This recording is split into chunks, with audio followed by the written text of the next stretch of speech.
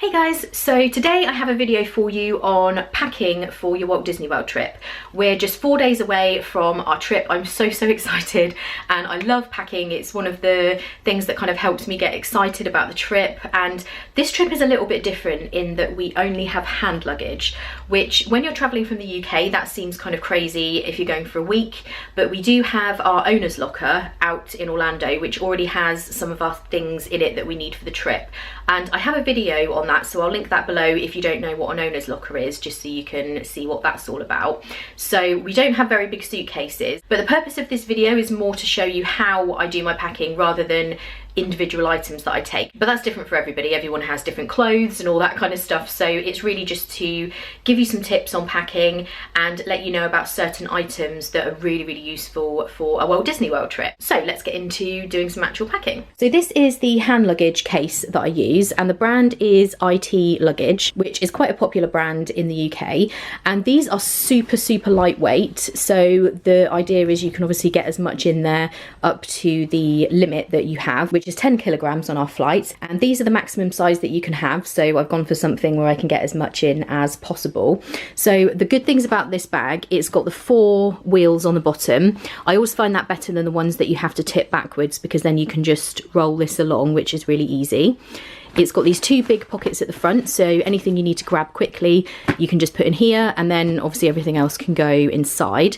You've got a handle on the top there, and there's also a handle here, so really easy to just grab quickly, and as it's lightweight, like I say, you can get as much in there as you can.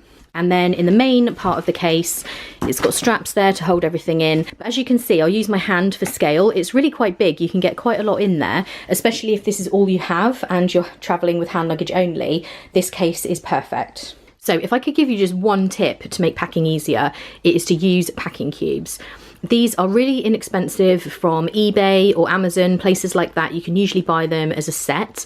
Most of them will come with a clear section there, so you can just see what's inside, but these make it so much easier to pack, and also it stops your clothes from getting wrinkled and creased on the journey. So basically they zip all the way around.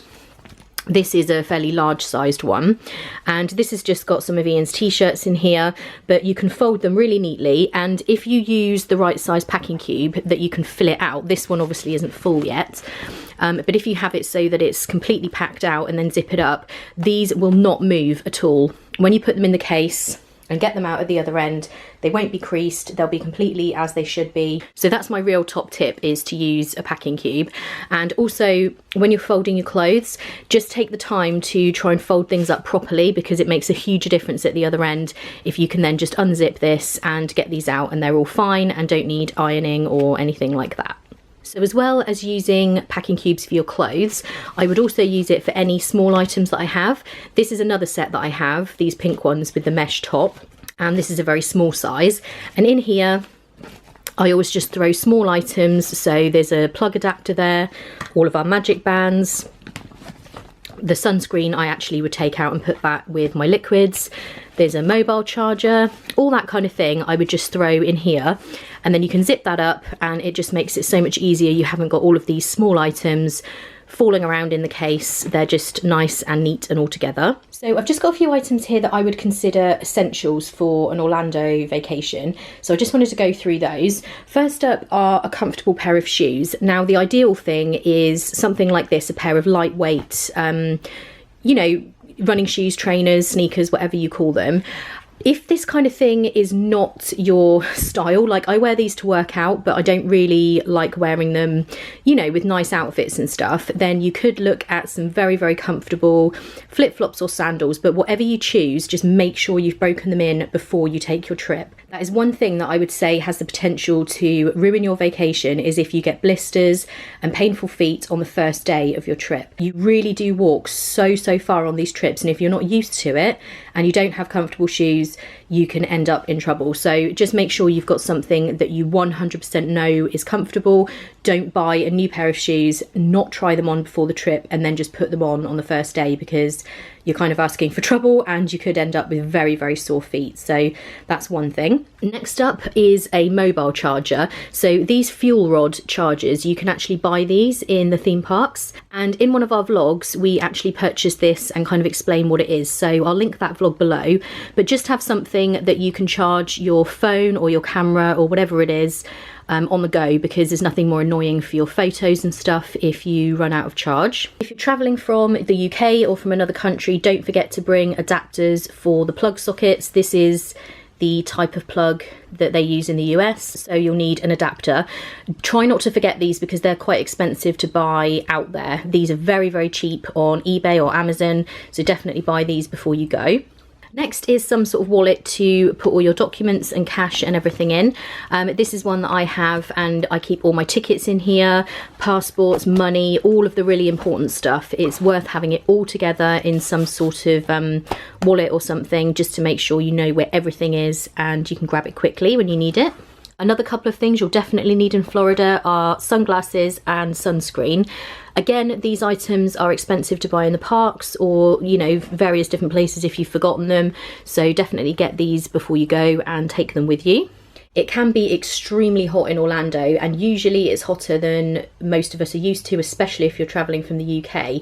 So don't underestimate how hot it can be. Make sure you bring these things with you, and make sure you drink lots of water as you're walking around. Because you are doing so much walking, getting dehydrated can really spell trouble. So you don't want to ruin your vacation. And this is a kind of boring item, but don't forget to take any documentation for your travel insurance with you. When you're traveling to the States, if you do need any kind of medical assistance, it's very, very different to here in the UK. You will need your insurance details. And that's another thing, guys, do not travel to the States without travel insurance. I know a lot of people who risk it, but it's so expensive out there. It's, you know, just to call an ambulance or just to be seen at an emergency room is very, very expensive. So travel insurance is not that expensive. I'll try and link below if I've got a link to one that's pretty reasonable and a good provider. But yeah, don't risk it. Definitely get travel insurance. And the other thing that's really important but could be easy to forget is a bag to actually take to the parks with you. So this is just one of those drawstring type bags, very, very lightweight, but you can get a decent amount in there. Or you could take a rucksack or something like that. But make sure you've got something, because every day when you're going around the parks, you're obviously going to need your wallet, your sunscreen, your sunglasses, things like that, and you're going to need something to carry it all around in. And in terms of what clothes to actually take with you, it really depends on the time of year. If you're traveling in January or February or possibly December, it's worth taking something just in case it's cold in the evenings. So maybe a cardigan, or for men, you know, a sweatshirt or some kind of long sleeve tops, because it can get a little bit chilly in the evening. Other than that, I've travelled at various different times of year. I've been in April, in May, October, November. You know, none of the times that I've been have I ever really experienced it being cold. But just take something, but I wouldn't bother packing too many things like jeans, or definitely a coat you would only need maybe in January if it's very, very cold. But it takes up a lot of suitcase space and you probably won't end up needing it. So just take, you know, a couple of things that you can layer just in case it's cold in the morning or the evening. Other than that, for guys, really you're looking at shorts and t-shirts. For women, make sure you've got something comfortable. You know, it is nice to have really pretty dresses and skirts and things like that, but just think about comfort, because there's a lot of walking and it is very, very hot. So I tend to wear a lot of shorts and tops. Play suits are really, really comfortable as well. So just kind of think about comfort. As well as things that you like. And the other thing is, try not to pack too many formal clothes, dresses, nice things like that, shirts for guys. Orlando is a very, very casual place and you just don't end up wearing it. Sometimes when we go to signature restaurants at Disney, I will dress up a little bit and I'll take something ahead of time knowing that I need it for that occasion.